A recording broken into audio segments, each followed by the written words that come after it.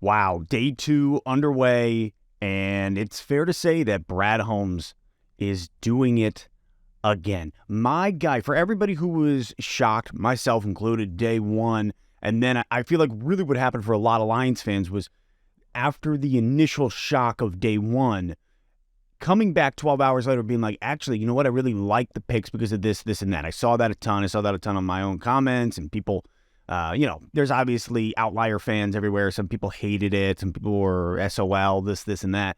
I think as a whole, most of the texts I received, comments from you guys were like, I was shocked, but now I like it. Now I love it. And going into day 2, it's nothing but love. Brad Holmes is good at his job, period. Like, if the man has not earned your trust yet, I don't know what else it's going to take because it is incredible. We addressed the needs. Coming into this draft, we knew some of our needs being D-line, cornerback, linebacker, tight end, and a backup QB. And at this point, we have hit all those plus a running back. I mean, the talent that has been acquired in this draft so far is phenomenal. I'm talking top-tier talent, the athleticism, versatility of some of these guys. And I think the biggest thing is noticing, even Brad Holmes in his presser yesterday, or maybe, must have been yesterday, was he said that we love the talent, but we love them as human beings. And I think this is just it, man. It comes down to who they are as people. So first and foremost, Lions address the tight end obstacle that we have with Sam Laporta out of Iowa. Flashbacks to Hawk, RIP. I love it. I love the Sam Laporta pick. Just him, he is so good with the balls in his hand. When the ball is in that kid's hands, kid can move, he can make a move, he could shake you, extra yardage. Like, we needed a tight end. I mean, at the moment, we have Brock Wright, Shane Zylstra, and James Mitchell. But to come into the second round and off the bat, grab a tight end and says, hey, we trust what we see here.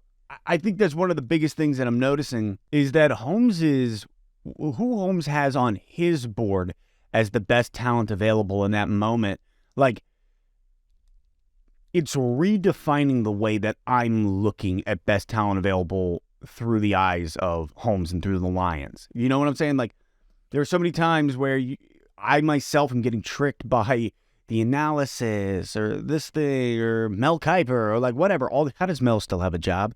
I mean, that's the question Christian asked on my stream, and it's true. And we could so easily be swayed by all these analytics and analysis from these experts, but like the way that Brad Holmes looks is just different. And so I think it's time to start really attuning ourselves like to an aboleth stone in Waterdeep to really understanding what his values are.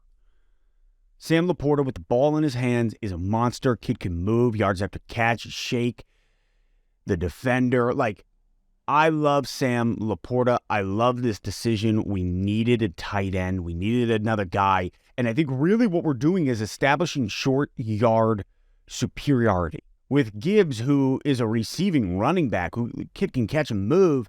And now with Sam Laporta coming in, you are establishing short yard superiority on the field, dominance in that short yardage situation. Man, you get J-Mo, Game 7, on flyaways, Monra St. Brown. You got these guys moving down the field, and then you know that you can check it down to either Gibbs or Laporta. I am so amped because Hawkinson in the short yardage just never seemed to come through. He just never seemed to come through. And now we got a guy who I really think will be that guy. So the short yardage game is going to be huge in the air, adding Laporta and Gibbs this year. Then you move on to the next pick where the Lions trade with Green Bay. We move up a couple slots, 3 slots, in order to snag Brian Branch. That's right, Brian Branch. How Branch was still sitting there at that pick, sitting there at 45, it's pretty wild to me. And you know that Holmes is going for best player available with our need in that moment. He said, this is the best player available. We got to get him. And we snag Branch. Branch's athleticism is through the roof. And I know some people might look and they're like, well, why did we spend, another higher pick on a DB or a cornerback when we just picked up CJ Gardner-Johnson, who's going to be in the slot, who we just pick up Cam Sutton, even Emmanuel Mosley. Like, grabbing these guys, is it that necessary? Yeah, it's that necessary. It is that necessary. And just in case you don't know, but like the depth that we are going to have, the packages, the scheming that Aaron Glenn now has the opportunity to do with a guy like Branch coming in. Our back seven, our cornerback room has turned over so immensely over the last year. Oruwariye is gone. Okuda is gone. You're now bringing in Cam Sutton. You now bring in Mosley, CJ Gardner-Johnson. Now you draft Brian Branch, Kirby Joseph going into year 2. Like, the back seven are set to go. I am so hyped for this defense in comparison to where I was last year. Last year was like, I had a lot of worries in the secondary. I don't have worries in the secondary at the moment, and that worries me. Branch's versatility, what he can do in the slot, everything that we have coming here in Detroit, it is hyping me up, man. And honestly, if you're not excited, if you're wondering, like, oh, it's good. Get amped.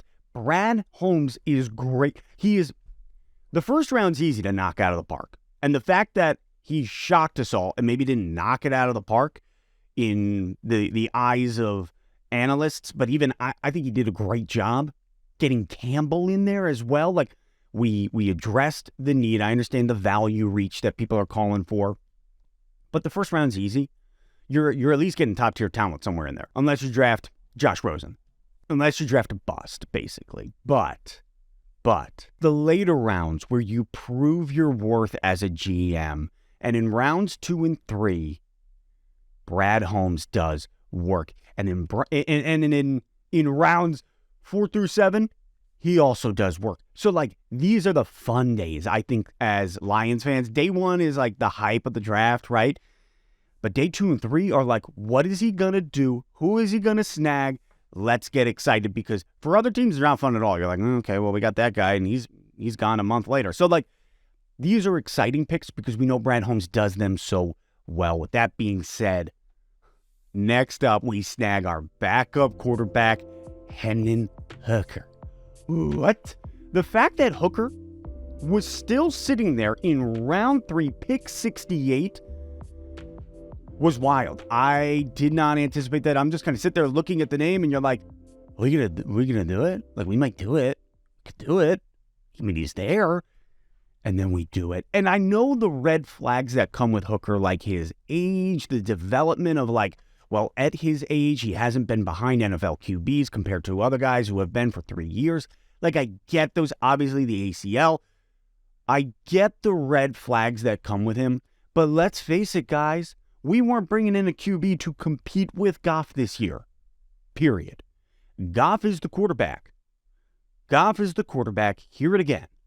We were never bringing in another QB to compete with that job. So you bring in Hendon Hooker to learn, to develop, to grow, to see how he does under Goff's tutelage, to bring him forward, and to be a phenomenal backup option, hopefully. I think Goff you guys know where I stand. I said it on day 1. I think Goff has the capability to take us where we need to go, to the promised land. I believe that. Now you add Gibbs into that situation, a phenomenal running back at his side. I think we are poised to go on a run. The NFL's turnaround is quick. You have a 2 to 3 year window to make it happen. 3-year window to go get the Super Bowl. I think our window is officially open. It's officially open. So why not have a fresh running back who runs a 4.36, who can catch, is explosive, all next to Goff, where we know how he was with the Todd Gurley.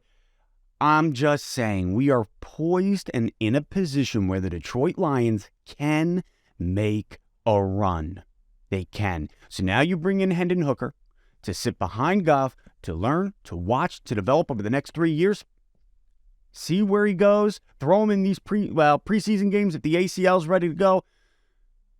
Just get him ready. Or last year, remember that one game when we took Goff out in like the third quarter? Who were we playing? We were blowing him out so bad that Goff came out. Yeah, you're throwing Hendon Hooker. Go nuts. He's got a lot of growth to do. Yeah. Good. Let him learn under Goff, under Mark Brunell. Let's go. I love this pick, especially at where it was. We needed a backup QB coming into this year. Why not? We didn't draft him in the first round. Heck, we didn't draft him in the second round. Got him in the third round. I'm all about it. Lastly, the Lions make another trade in order to get into round 3. Yes, we give up some picks, but when you look at the trade value of what we give away, this is worth it because we snagged D lineman Brodric Martin. My greatest thing that I wanted coming into this year was D lineman. I wanted a guy who could stop the run. Brodric Martin can do that, period. And we got him in the third round. I'm all about it. Oh man, like it is just so exciting having a GM who is great at his job. We passed on Jalen Carter. We passed on all these guys. We get into the third round, and here's Brodric Martin. Dude's got long arms. He's quick, and he's gonna make an impact on stopping the run immediately.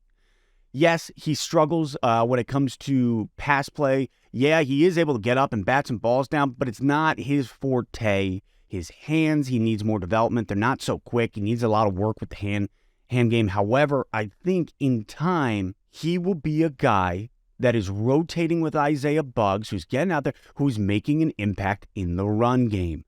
I love it. I love this whole second and third round. All day 2 was phenomenal. It was phenomenal.